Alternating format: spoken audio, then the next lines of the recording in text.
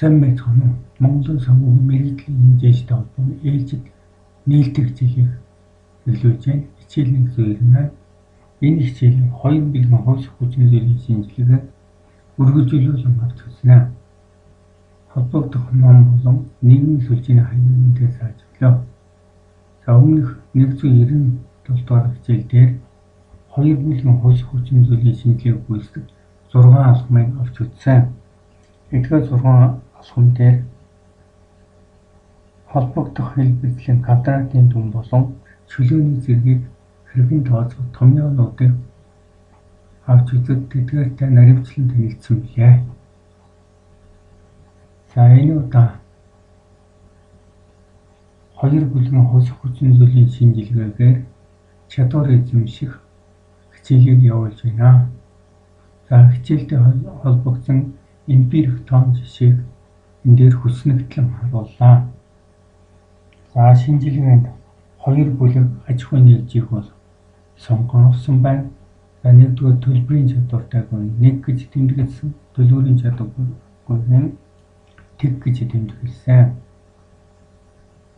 За аж ахуйн нэгжүүдийн төлбөрийн чадвар нь төлбөрийн чадваргүй байдалд нөлөөлсөн 3 хүчин зүйлийг энэ дээр зааж өгсөн. За X1-ээр хөрөнгө, X2 өөр төлбөр, X3 борлуулалтын орлогыг тэмдэглэж, эдгээр хүчин зүйлийн нөлөөллийн тоон утгыг хүснэгтийн нүдэнд харуулсан. За төлбөрийн чадвар болон төлбөрийн чадваргүй байдалд нөлөөлсөн хүчин тусварын тоон утгын багны дүнг энд хамгийн доотлын мөрөөр бол харуулсан. За тэрчлэн төлбөрийн чадвартай байдлын болон төлбөрийн чадваргүй байдлын мөрөөрөх дүнг энд бас харуулсан байна. За төлбөрийн чадвартай гэсэнд нөлөөлсөн 3 хүчин зүйлийн тоон утга бол нийтдээ 204. За түүнийг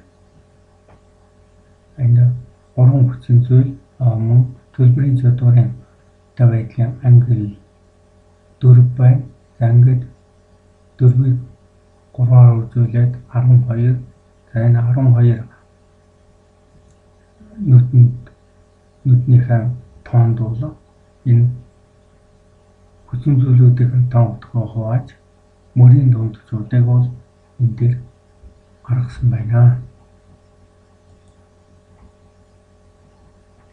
За мөн дээрхэн адилаар төлбөрийн чадваргүй байдлаа мөрийн дундчийг энд гаргасан. За ингээд нийт энд байгаа энд 12 төлбөрийн чадваргүй 12 нийтдээ 24 гэсэн.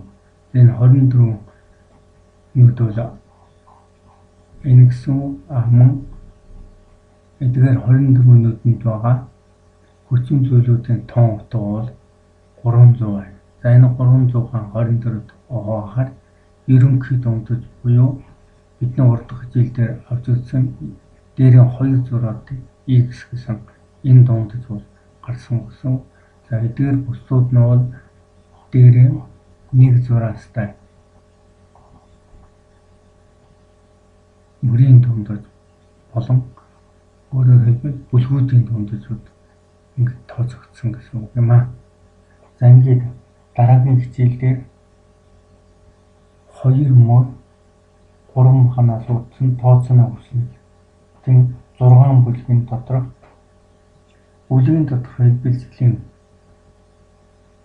квадратуудын дүн чөлөөний зэргүүдийг бол хүснэгтээр тооцох ийм хичээлийг бол явуулах юм аа. Ингээд өнөөдрийн хичээлийг өндөрлөж байна.